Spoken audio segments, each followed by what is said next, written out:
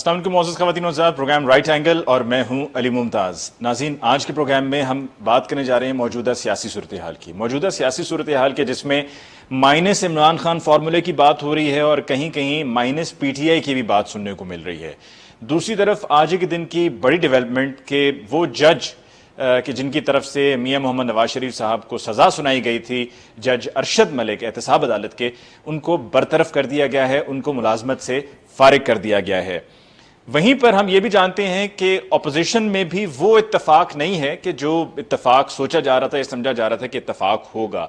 Numbers کی اگر ہم بات کریں تو پی ٹی آئی کے پاس نمبر گیم میں اکثریت تو ہے، پر اتنی بڑی اکثریت نہیں ہے کہ ان کو ایسا کوشن مل جائے کہ وہ کمفرٹیبلی رول کرتے رہیں۔ تو سوال یہ پیدا ہوتا ہے کہ کیا یہ حقیقت ہے کہ گورنمنٹ کا جانا ٹھہر گیا ہے اور پی ٹی آئی کے لیے اب اسی طرح سے جیسے کہ ملک کو 2 سال سے چلایا جا رہا تھا مزید چلانا ممکن نہیں ہے، مزید برداشت نہیں کیا جائے گا؟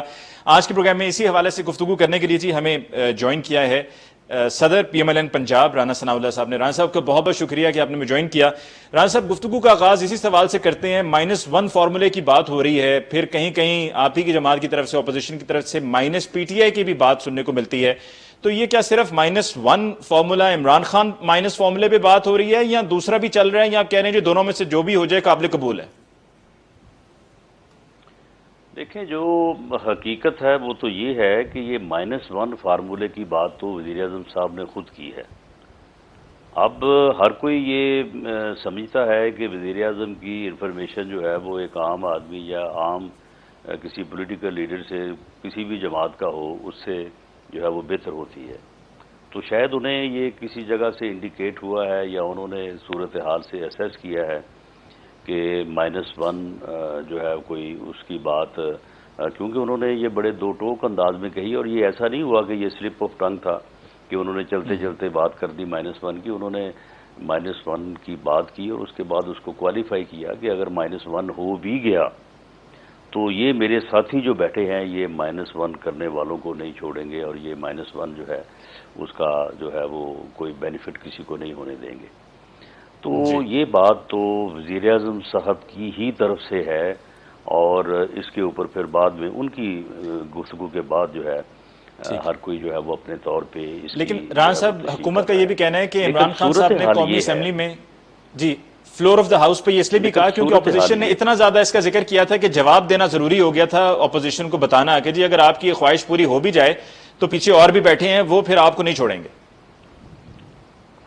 لیکن صورتحال یہ ہے، دیکھیں یہ تو پارلیمانی جمہوری سسٹم میں یا کسی بھی جمہوریت میں، خواہ وہ صدارتی ہو خواہ وہ پارلیمانی ہو، یہ تو آج تک کبھی نہیں ہوا کہ حکومت جو اپوزیشن کو کھا جائے یا اپوزیشن جو ہے وہ حکومت کو کھا جائے۔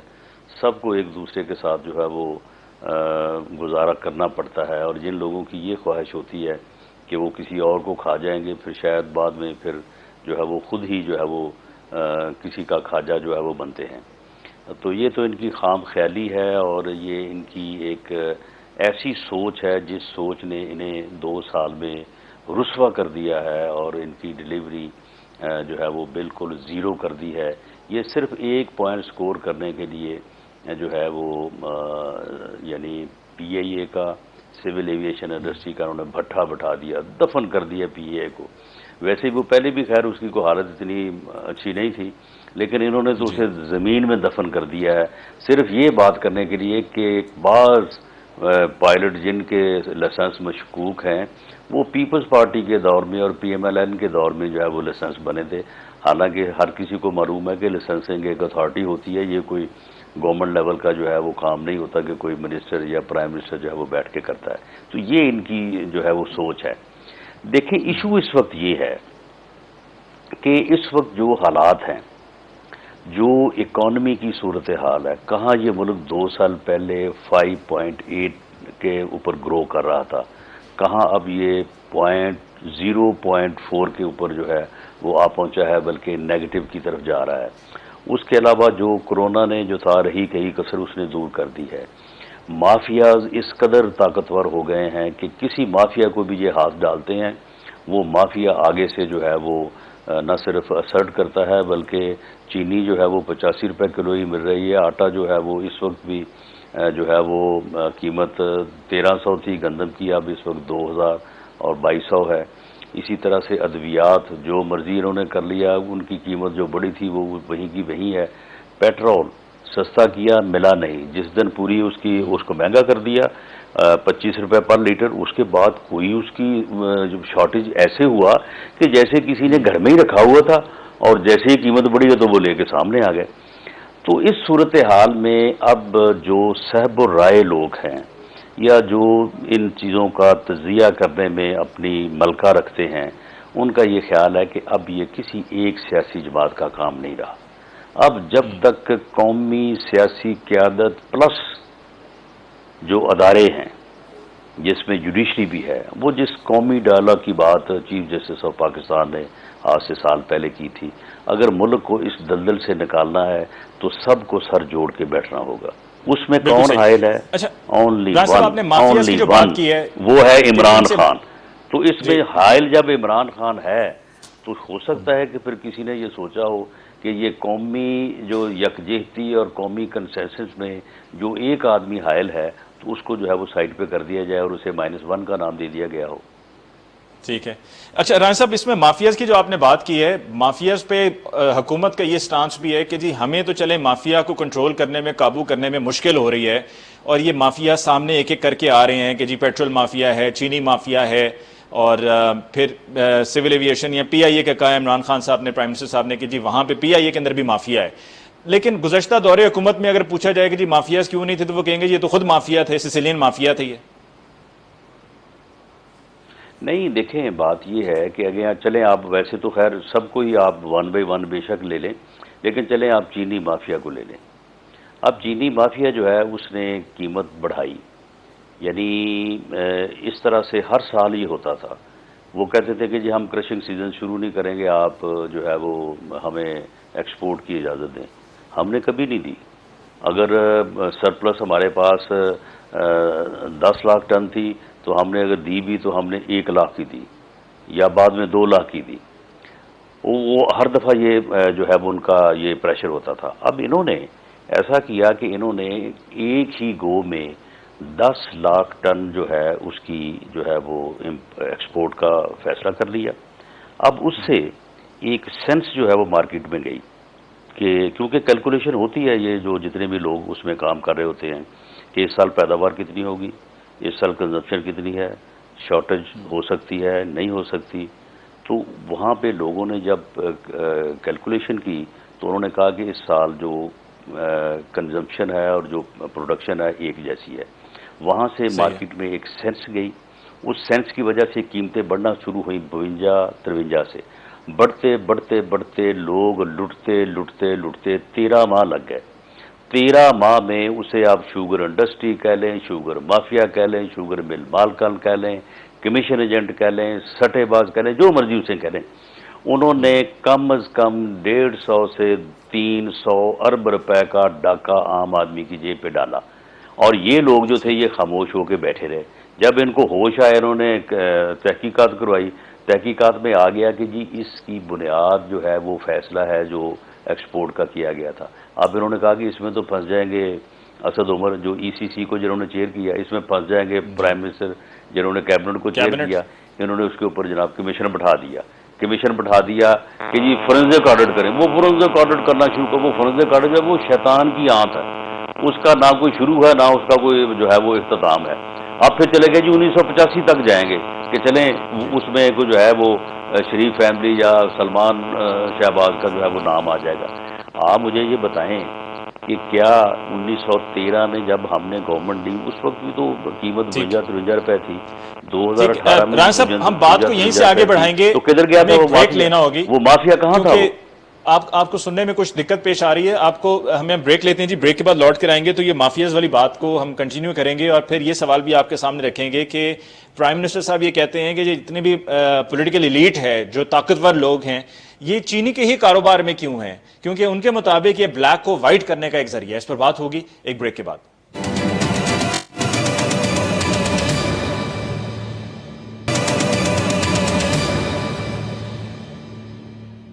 नाज़रीन, ब्रेक के बाद एक दफ़ा फिर आपको कहते हैं खुशामदीद। आज के प्रोग्राम में हमारी गुफ्तगू हो रही है राना सनाउल्लाह साहब से, सदर PMLN पंजाब। राना साहब, वक्फे पे जाते हुए माफियाज की बात हो रही थी और उस पर एक सवाल भी आपके लिए छोड़े दिया था कि प्राइम मिनिस्टर साहब ये पूछते हैं कि क्यों ये पॉलिटिकल एलीट चीनी के ही कारोबार में है, और उनके मुताबिक ये इस वजह से है कि ब्लैक को वाइट करने का ये बड़ा अच्छा तरीका है।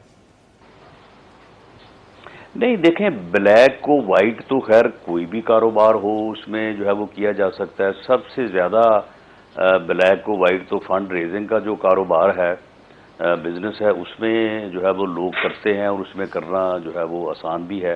बाकी भी जितने बिजनेसेस हैं उसमें ब्लैक को वाइट करना जो है वो कोई मायने नहीं रखता। लेकिन मामला ये है कि देखें, एक फैमिली जो है, देखिए इसमें न सिर्फ पॉलिटिकल लोग बल्कि बाज़ फैमिलीज़ हैं कि उनके जब उन्होंने एक कारोबार शुरू किया तो फिर उसी में जो है वो उन्होंने एक्सेल हासिल किया या उसमें उन्होंने फिर ज़्यादा काम किया। देखिए मामला ये है कि ये लोग सिर्फ प्रोपेगेंडा करने के लिए, सिर्फ यानी अपोजिशन को विक्टिमाइज करने के लिए ये इस किस्म का जो है वो गुफ्तगू और वो कंटेनर जो है वो वाला काम जो है ना ये करते रहते हैं। ये अभी भी जो है वो इन्होंने वज़ीर-ए-आज़म हाउस में कंटेनर ही रखा हुआ, कंटेनर पे चढ़ के जो है वो बातें कर रहे हैं। देखें, शुगर इंडस्ट्री में कोई माफिया नहीं है। इन्होंने सिर्फ अपोजिशन को या सियासतदानों को बदनाम करने के लिए इन्होंने ये प्रोपेगेंडा किया है। अब मैं आपको दावे से कहता हूँ कि अब ये इन्होंने कमीशन रिपोर्ट ले है ना, उसके बाद अब इन्होंने इंक्वायरी वगैरह या जो भी इन्होंने करना है उसमें कुछ भी नहीं होना। आप मुझे बताएं कि ये इतना बड़ा माफिया जो है ये 2013 में कहाँ था, 14 में, 15 में, 16 में, 17 में, 18 में कहाँ था ये? कीमत जो है वो 52-53 रुपए से आगे नहीं बढ़ी। तो ये इनके ज़माने में ही माफिया ने जो है वो काम दिखाना था। इसमें सिर्फ और सिर्फ इनका जो फैसला है वो फैसला किसी माफिया ने नहीं करवाया, वो फैसला उन लोगों ने करवाया इनसे जिन लोगों ने इनके इलेक्शन के ऊपर जो है वो अपने जहाज इस्तेमाल किए, जिन लोगों ने इलेक्शन के ऊपर अरबों रुपया इनके ऊपर खर्च किया, जिन्होंने जनूबी पंजाब के वो जो वोट थे, जो इलेक्शन था वो रिग करके इनकी झोली में डाला, वो बैठे हैं इनके साथ। उन लोगों ने फैसला करवाया, उन लोगों ने जो है वो कीमतें बढ़वाई, उन लोगों ने जो है वो पैसा कमाया। अब ये जो है ये ऐसे माफिया माफिया माफिया माफिया ये करते जा रहे हैं और इसमें से कुछ भी नहीं निकलेगा। लेकिन इन्होंने साहब, अगर इनमें से कोई आपकी पार्टी को ज्वाइन करने के लिए आपसे राब्ता करता है तो क्या आप उनको अपनी पार्टी में शामिल करेंगे, जिसमें जहांगीर खान तरीन साहब हैं या दीगर अगर और भी लोग कोई ऐसे PTI के हैं जो आपसे राब्ता करते हैं, तो क्या आप उन्हें अपनी पार्टी में हंसी खुशी कबूल करेंगे, शामिल कर लेंगे? नहीं, देखें, बाई नेम तो मैं किसी के मुतल्लक ऐसी बात नहीं करूंगा। ये दूसरे आदमी की हद तक करने या उसको इंसल्ट करने के मुतरादिफ है। और सच्ची बात यह है कि हमारे साथ जहांगीर तरीन साहब ने कोई ऐसा राब्ता जो है वो नहीं किया। अगर वो राब्ता करेंगे तो राब्ता करने के बाद जो है वो पार्टी इस बारे में कोई फैसला कर सकती है। और राना साहब, जहांगीर खान तरीन साहब के अलावा कुछ और कोई ऐसे लोग हैं PTI के या इत्तेहादियों में से कोई कि जिन्होंने आपकी पार्टी से राब्ता किया हो कि हम आपके साथ शामिल होना चाहते हैं, इकट्ठे मिलकर चलते हैं? जी हाँ, बहुत सारे लोग ऐसे हैं जो जिनका PTI से तल्लक है, या वो लोग जो उस वक्त PMLN को छोड़ के चले गए थे। आपको पता है कि जनूबी पंजाब से बहुत सारे लोग जो हैं वो उस वक्त उन्होंने हमें टिकट अप्लाई किए, हमसे टिकट हासिल किए और जाके वो टिकट जो है वो जेब में डाल लिए और किसी और के कहने पे जो है वो बनी गाला पहुंच गए, वहाँ पे पटे पहने और वहाँ से PTI का टिकट लेके जो है वो इलेक्शन लड़ लिया। तो उन लोगों ने दोबारा वापस जो है वो राब्ता किया है और उस बारे में को पार्टी जो है वो मुनासिब फैसला जो है वक्त आने पे करेगी। ठीक। और राना साहब, क्या इन्हीं लोगों के जरिए जो -PTI फार्मूले की बात आप कर रहे हैं या -इमरान खान फार्मूले की बात हो रही है, तो क्या इन्हीं लोगों के जरिए इस ख्वाहिश को अमली जामा पहनाया जाएगा? देखिए अली मुमताज़, ये -1 की कोशिशें खैर पहले भी बड़ी हुई हैं। ये कोशिशें मेरी सियासी जो है वो याददाश्त के मुताबिक तो कभी कामयाब नहीं हुई। लेकिन ये जो लोग इन पे कादर हैं या जो लोग ये कोशिश करते हैं, ये उन्हीं का काम है। मेरा नहीं ख्याल कि अपोजिशन जो है वो इस पोजीशन में है या कोई इस किस्म की -1 या -2 की बात जो है اپوزیشن کے کارڈ پہ ہے یا اپوزیشن اس بارے میں کوئی جو ہے وہ کام کر رہی ہے. لیکن عمران صاحب 10-15 بندے ادھر ادھر ہو جائیں تو فرق تو پڑے گا. نہیں، فرق تو بالکل پڑ جائے گا. فرق تو یہ ہے کہ اس دفعہ ان کے بندے نہیں پورے ہو رہے تھے. یعنی اس دفعہ ان کے جو بندے ہیں اپنا بجٹ سیشن کے لیے، یہ جس طرح سے انہوں نے کھانے پہ بندے پورے کیے ہیں، جس طرح سے انہوں نے ہاؤس میں بندے پورے کیے ہیں، اور جو حربے استعمال کیے ہیں وہ لوگ ان کے وہاں پہ بتاتے رہے ہیں. جو پارلیمنٹ کے کوریڈورز ہیں ان کو وہ بتاتے رہے ہیں کہ جی ہمیں کیسے مجبور کیا گیا ہے اور ہم کس طرح سے جو ہے وہ مجبور ہو کے یہاں پہ پہنچے ہیں. تو یہ ساری چیزیں جو ہیں، ورنہ ان کے انفارمیشن بھی ہے حکومت جو ہے نا یہ 60 بندے نہیں اکٹھے کر سکتی تھی. جی، آپ کے پاس کوئی انسائیڈ انفارمیشن بھی ہے کہ حکومت کا جانا ٹھہر گیا اور اسی سال میں کچھ نہ کچھ ہونے والا ہے؟ دیکھیں جی، ایک سیاسی کارکن کے طور پہ یا ایک تجزیہ نگار کے طور پہ آپ بھی جو ہے یہ چیزیں جو ہے وہ دیکھی جا سکتی ہیں کہ اگر یہی صورتحال رہی کہ ہر معاملے میں جو ہے بحران، ہر معاملے میں مافیا، اس مافیا کے آگے پھر بعد میں گھٹنے ٹیکنا اور ایسی گفتگو کرنا، ایسی خبریں کرنا کہ اداروں کا بیڑا غرق کرنا، اداروں کو ڈبو دینا، جس طرح سے پی اے اے اور سول ایویشن کے ساتھ ہوا ہے، اور ڈلیوری جو ہے وہ نل ہے، کوئی پرفارمنس نہیں ہے، کوئی ڈیولپمنٹ نہیں ہے، تو پھر اس طرح سے تو گزارا نہیں ہو سکتا. ملک اس طرح سے نہیں چل سکتے. یہ بالکل. اور رانا صاحب یہ جو 1.5 الزام سال انہوں نے تراشیاں، چلا لیا، 6 ماہ کورونا نے چلا دیا، اب اس سے زیادہ نہیں یہ چل سکتا. اچھا رانا صاحب یہ جو الزامات لگائے جاتے ہیں آپ کی پارٹی پہ، آپ کی پارٹی کی لیڈرشپ پہ، ابھی آپ نے پی آئی اے کا ذکر کیا تو مشاہد اللہ خان صاحب پر آج کل جو ہے وہ توپوں کا رخ ان کی طرف ہے، خاص طور پہ سوشل میڈیا پہ، اور یہ کہا جاتا ہے کہ جی وہ پی آئی اے کے خرچے پہ برطانیہ گئے، وہاں علاج کروایا، 3 دن رہے، جبکہ مشاہد اللہ خان صاحب کا خود کا کہنا ہے کہ میں 3 دن نہیں، میں 30 دن رہا تھا، اور میں بطور سینیٹر گیا تھا. پی آئی اے سے کوئی میں نے اس پہ ایکسپینس نہیں کیا تھا، بلکہ پی آئی اے کو کبھی انہوں نے کہہ کر کسی کو بھرتی بھی نہیں کروایا تھا. یہ بھی انہوں نے خط لکھا تو ان کے پاس خط کا جواب بھی موجود ہے. اور پھر وہ یہ کہتے ہیں کہ جی میرے جس طرح مجھ پہ کہا گیا میں نے اپنے سالے کو رکھوایا، میرا سالہ 1981 میں بنا، وہ 1975 سے پی آئی اے میں تھا. تو الزامات ہی الزامات لگائے جا رہے ہیں. اور پھر یہ کہ جی سینٹ کی فلاں قائمہ کمیٹی میں یہ طے ہوا، تو 2 ماہ سے تو کسی قائمہ کمیٹی کا کوئی میٹنگ ہوئی نہیں رہی تھی، پابندیاں لگی ہوئی تھیں. تو یہ الزامات اور یہ من گھڑت چیزیں جو سامنے لائی جاتی ہیں، ان کا مقابلہ کیسے کریں گے، کب کریں گے؟ نہیں، یعنی یہ بتائیں کہ اگر یہ باتیں درست بھی ہوں، اگر مشاہد اللہ خان نے علاج کروا بھی لیا ہو، یا چلو انہوں نے اپنے سالے کو جو ہے وہ بھرتی کروا بھی لیا ہو، تو کیا مشاہد اللہ کو سزا دینا اتنا اہم ہے کہ آپ پی ائی اے کو ڈبو دیں، اس کو بالکل بھی ہی نہیں. دفن کر دیں؟ آپ سول ایویشن کا بیڑا غرق کر دیں. اگر آپ نے مشاہد اللہ خان کو کسی نہ کسی معاملے میں پکڑنا ہے تو آپ نیب سے کہیں کہ وہ ایسڈ بیونڈ مین کا کیس اس کے اوپر بنا دے، اسے کہے کہ پچھلے 20 سال کے بجلی اور گیس کے بل دو، اور اس کے بعد وہ لکھے نیچے کہ جناب یہ بل جو ہے یہ زیادہ ہے، اس کی انکم کم تھی تو لہٰذا ہی واز لیونگ بیونڈ مینس، تو اس کو پکڑ کے اندر دے دے. بعد میں ٹھیک ہے اس کی ضمانت ہو جائے وہ گی تو یا ابھی بھی شاید کرائے کے مکان میں وہ رہتے جیل ہیں. میں رہے گا. ہاں، تو بات وہ بجلی کے بل پوچھ لینا. اگر کرائے کے مکان میں بھی آدمی نے بجلی کا بل تو دینا ہوتا ہے، تو لیونگ بیونڈ مین اور ایسڈ بیونڈ مین کے لیے تو کوئی اتنا بڑا کام نہیں کرنا پڑتا، تو آپ اس کو پکڑ لیں اس میں. یعنی اس آدمی کے خلاف صرف بات کرنے کے لیے، پوائنٹ سکور کرنے کے لیے آپ نے پی ائی اے کو ڈبو دیا، پی ائی اے کا بٹھا بٹھا دیا، اسے اب کوڑیوں کے مول کوئی نہیں لے گا، دفن کر دیا آپ نے اس کو. سول ایویشن کا آپ نے بیڑا غرق کر پوری دنیا میں آپ نے کس قدر جو ہے وہ بدنامی کروائی ہے ملک کی، کہ اس ملک کا یہ حال ہے کہ وہاں پہ پائلٹ جو ہے وہ جعلی لائسنس والے جو ہے وہ جہاز اڑاتے پھر رہے ہیں.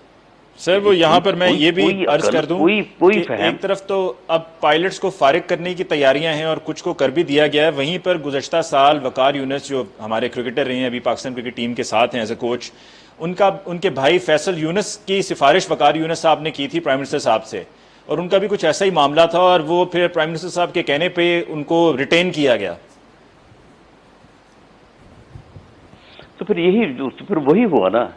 یعنی صرف ان کی پوائنٹ سکورنگ یہ ہے کہ اپوزیشن کو کس طرح سے وکٹیمائز کرنا ہے، اپوزیشن کے خلاف پراپیگنڈا کس طرح سے ہو سکتا ہے، اپوزیشن کو بدنام کس طرح سے کیا جا سکتا. تو پھر اس طرح تو ملک نہیں چلتے. اس طرح اگر انہوں نے ملک چلانا ہے تو پھر یقیناً پھر ہر جگہ پہ یہ سوچ پائی جائے گی کہ ان کو مائنس کیا جائے. ٹھیک. राना साहब, नवाज शरीफ साहब की वापसी से रिलेटेड क्वेश्चन एक अहम सवाल है जो हम आपसे पूछना चाह रहे थे, लेकिन उससे पहले हम एक ब्रेक लेनी है। हम ब्रेक के बाद लौट कर आएंगे तो आपसे जानना चाहेंगे कि क्या इतलात हैं प्राइम मिनिस्टर साहब, साबिक प्राइम मिनिस्टर नवाज शरीफ साहब की वापसी कब मुतवक्किह है। इस पर बात होगी जी ब्रेक के बाद।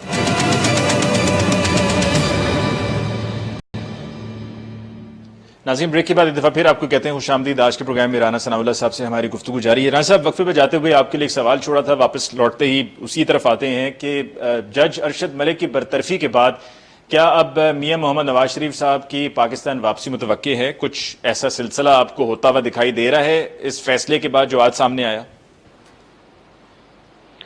देखिए, जहाँ तक मियां नवाज शरीफ साहब की वापसी का मामला है, वो तो उनकी सेहत से मशरूत है। अगर वो उनका जो ऑपरेशन है वो कामयाबी से हो जाता है और अल्लाह ताला उनको सेहत से नवाज देते हैं, तो बिल्कुल वो वापस आने का इरादा रखते हैं और इंशाअल्लाह ज़रूर वापस आएंगे। जहाँ तक इस फैसले का तल्लुक है, इस फैसले ने मियां नवाज शरीफ को अल्लाह के हाथ, तो वो पहले ही सुरखरू थे, लेकिन उन्हें पूरी दुनिया में और बिलखसूस पाकिस्तान के अवाम के सामने जो है वो सुरखरू कर दिया है। ये बात साबित हो गई है कि मियां नवाज शरीफ को एक जज को मजबूर करके जो है एक ऐसे केस में जिसमें उनका कोई कसूर नहीं था, उनको जो है वो सज़ा दिलवाई गई। और उसका जो कन्फेशन है या उसकी जो स्टेटमेंट है, वो उस जज ने बाकायदा खुद जो है वो दी है। लेकिन आपकी तरफ से भी तो उनकी मजबूरी का फायदा उठाया गया वो वीडियो बनाकर। देखें, बात यह है कि जब हमारे साथ इतना जुल्म हो रहा था कि एक यानी बेकसूर बेगुनाह आदमी को जो है वो 7 साल कैद की सज़ा दी जा रही थी या दे दी गई, और उसके बाद फिर वही जज साहब जो है वो कहते हैं कि मेरा ज़मीर मलामत कर रहा है मुझे, मैं माज़रत करनी चाहता हूँ इस सज़ा के ऊपर, क्योंकि मैंने मजबूरी की हालत में ये सज़ा दी है। और उसके लिए वो खुद हमारे घर आते हैं।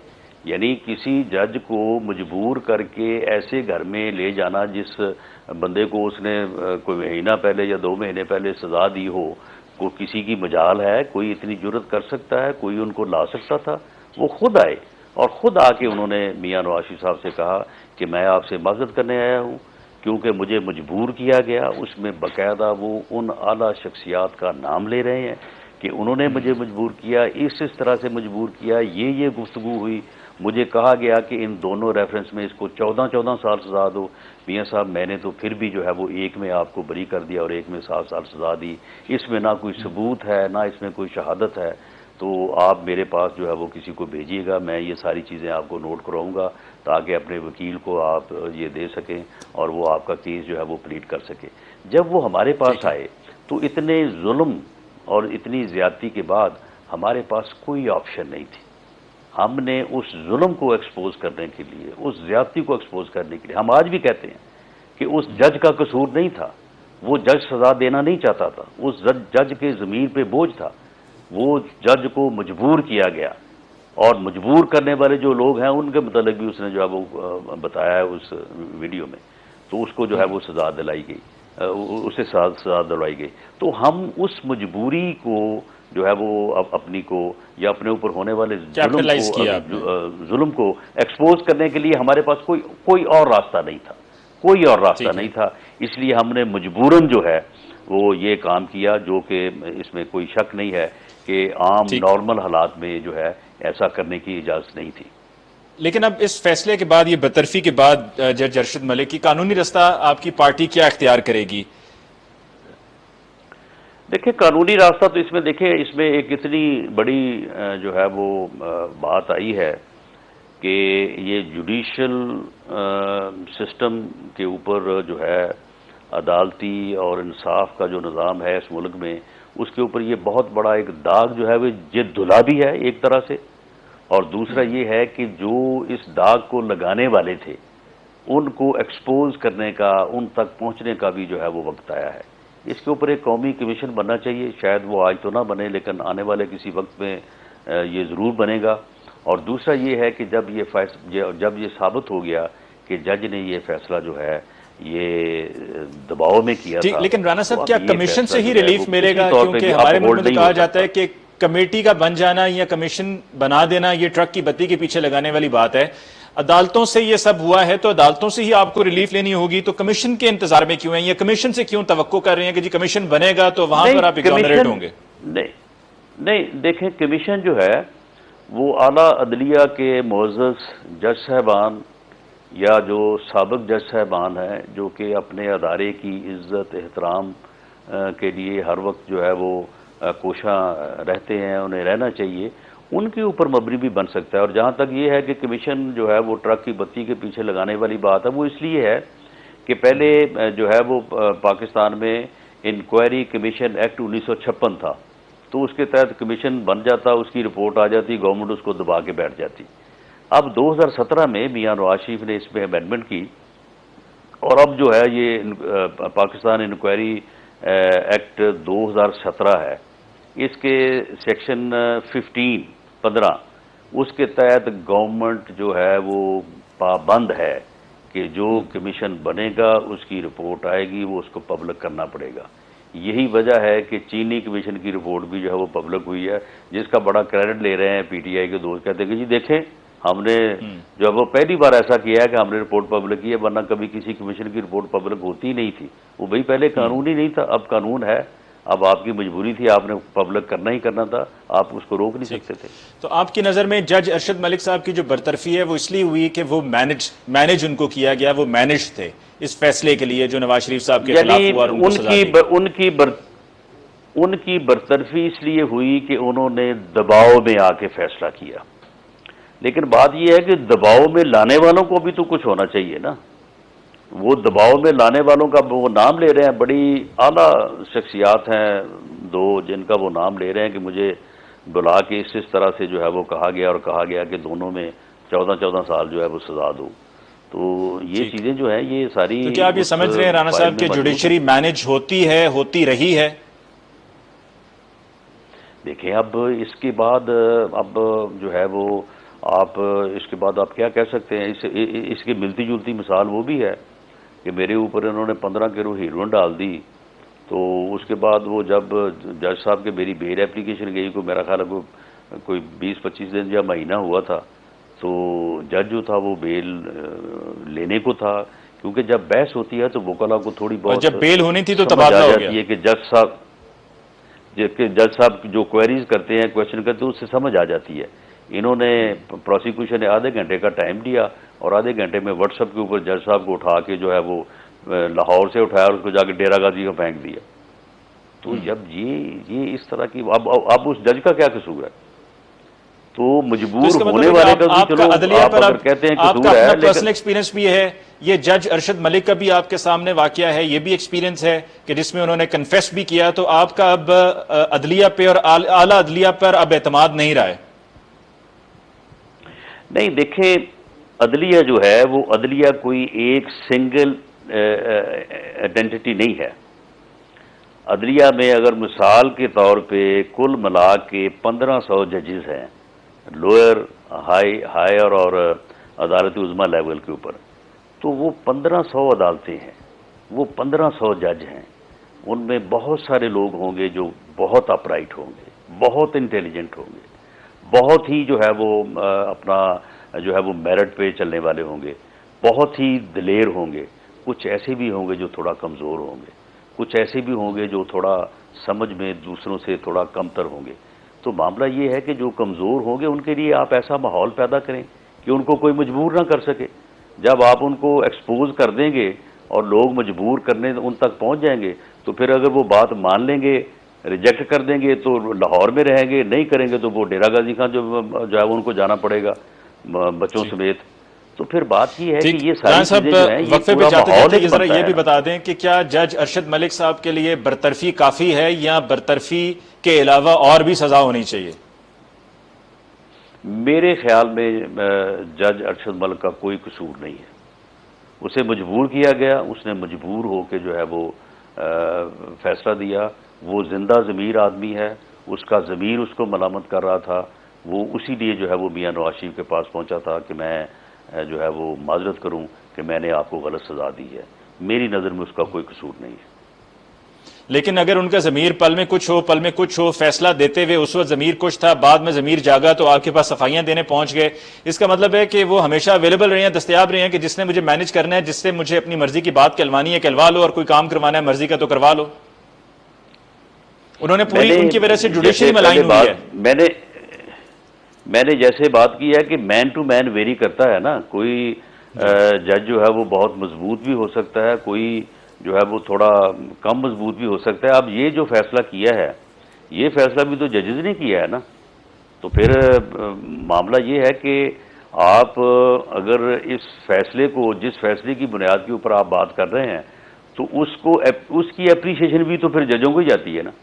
یہ فیصلہ بھی تو ہائی ٹھیک. کورٹ کے معزز ججز نے، 4 ججز نے انکوائری کی ہے، تو ہو سکتا ہے ان کے اوپر بھی بڑے پریشر ہوں اس انکوائری کے متعلق، لیکن انہوں نے تو پریشر نہیں لیا. اس کے بعد جو 7 سینئر جج صاحبان نے فیصلہ کیا، انہوں نے پریشر نہیں لیا.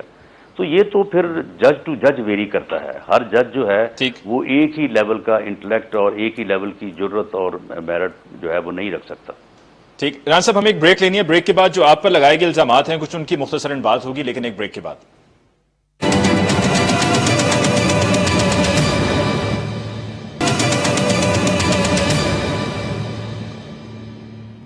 ناظرین، بریک کے بعد ایک دفعہ پھر آپ کو کہتے ہیں خوش آمدید. آج کے پروگرام میں ہماری رانا ثناء اللہ صاحب سے گفتگو جاری ہے. رانا صاحب، آپ ہمیشہ الزامات کی زد میں رہتے ہیں. 2014 میں آپ پر ماڈل ٹاؤن میں 14 افراد کے قتل کا الزام تھا. 2014 ہی دسمبر میں آپ پہ پی ٹی آئی کے ورکر حق نواز کے قتل کا الزام تھا. پھر آپ پر یہی کہا جاتا ہے کہ جی فیصل آباد میں جہاں پر آپ کا ڈیرا ہے وہ زمین بھی اس پر آپ نے قبضہ کیا ہوا تھا. پھر یہ منشیات کا کیس آپ پہ ڈال دیا جاتا ہے. تو آپ پر ہمیشہ کوئی نہ کوئی الزام لگا دیا جاتا ہے. یہ آپ نے جن 4 الزامات کی بات کی ہے، میں مختصراً آپ کو عرض کر دیتا ہوں کہ جہاں تک ماڈل ٹاؤن کا الزام ہے تو اس میں بنیاد اس بات کو بنایا جاتا تھا کہ یہ ایک وائرلیس ہے. اس وائرلیس کے اوپر جو ہے وہ وہاں پہ موقع پہ جو پولیس ہے، رانا صاحب اس کو وائرلیس کے اوپر پیغام دے رہے ہیں کہ بندے مار دو. اور وہ وائرلیس کیونکہ گورنمنٹ کے قبضے میں ہے تو گورنمنٹ جو ہے وہ پی ایم ایل این کی ہے، تو وہ وائرلیس جو ہے وہ دے نہیں رہی. اب بھائی 2 سال ہو گئے ہیں، ان 2 سالوں میں 6 ماہ جیل بھی کاٹے ہوں. وائرلیس کدھر ہے؟ وہ وائرلیس لائیں سامنے، چلائیں اور بات ثابت ہو جائے گی. کوئی جو ہے نہ مجھے صفائی دینے کی جو ہے کوئی زحمت کرنی پڑے گی، اور نہ کسی کو جو ہے وہ ثابت کرنا پڑے گا. وہ موقع کے اوپر پولیس اور موب کا آپس میں تصادم تھا، وہ مس مینجمنٹ تھی، وہ وہاں پہ مس ایڈمنسٹریشن تھی. ورنہ ہمارا کسی کے ساتھ کیا جو ہے وہ جو وہاں پہ شیخوپورہ کا مزدور تھا یا جو وہاں پہ شدرہ کا جی جو ہے وہ ریڈی والا تھا، ہمارا ان کے ساتھ جو ہے وہ کیا واسطہ تھا؟ اس کے بعد آپ آ جائیں کہ پی ٹی آئی کا جو ورکر کہتے ہیں کہ ہاں پی ٹی آئی کا ورکر وہاں پہ جب لاک ڈاؤن کیا تھا پی ٹی آئی نے، تو ایک پوائنٹ کے اوپر فیصل آباد میں جو ہے وہ مابین دونوں پارٹیوں کے ورکرز جو ہے وہ جھگڑا ہو گیا. اس جھگڑے کے نتیجے میں وہاں پہ ایک آدمی جو ہے اس کی ڈیتھ ہو گئی. اس کو پی ٹی آئی والوں نے کھینچ کے اپنا ورکر بنا لیا. ورکر بنا کے اس کا مقدمہ میرے خلاف اور میرے بیٹے احمد شاہ جار کے خلاف براہ راست ایف آئی آر درج کروا دی کہ ہم نے جو ہے جو قتل کیا ہے. اس کے بعد اس کی انویسٹیگیشن ہوئی، ہم اس میں بے گناہ ہوئے، لیکن بعد میں ہم نے جو مدعی فریق تھا اس کے سامنے سارے حقائق رکھے، ان کو بھی معلوم ہوا. انہوں نے باقاعدہ عدالت میں لکھ کر دیا کہ یہ ہمارے ملزم نہیں ہیں. عدالت نے ہمیں جو ہے وہ بری کر دیا. ٹھیک. اب اس کے بعد آپ نے تیسری بات کی ہے ڈیرے کی.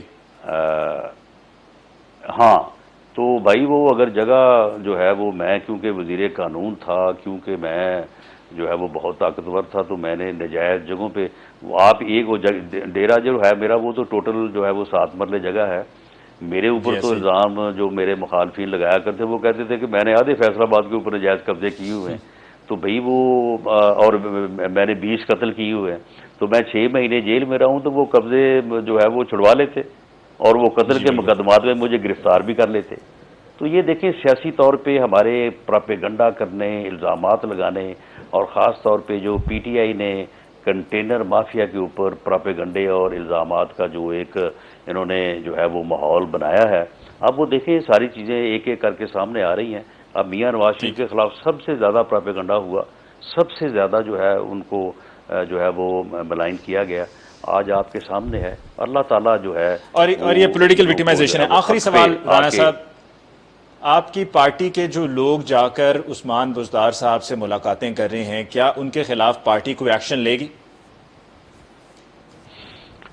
دیکھیں علی، بات یہ ہے کہ ایکشن تو جو قانونی طور پہ ہے وہ تو آئین اور قانون کے مطابق ہی دیا جا سکتا ہے.